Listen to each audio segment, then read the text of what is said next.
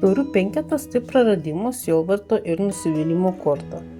Kortoje vaizduojama juodais drabužiais apsigobusi figūra, žiūrinti į 3 nuverstas taures, iš kurių išsiliejęs vanduo arba vynas. Tai simbolis prarastų vilčių ir skausmo dėl to, kas nepavyko. Tačiau už nugaros stovi dar 2 pilnos taurės, kurių žmogus paskendęs savo sielvartą net nebemato.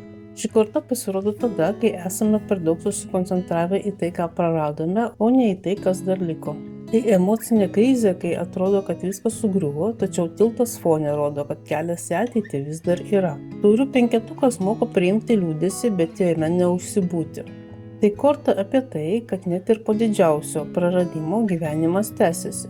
Penketuko pamoka: neleisk praeities šešėliams užstoti tavo ateities šviesos. Paklausk savęs, kas mano gyvenime vis dar yra vertingo ir kaip aš galiu atsisukti į tai, kas liko pilna.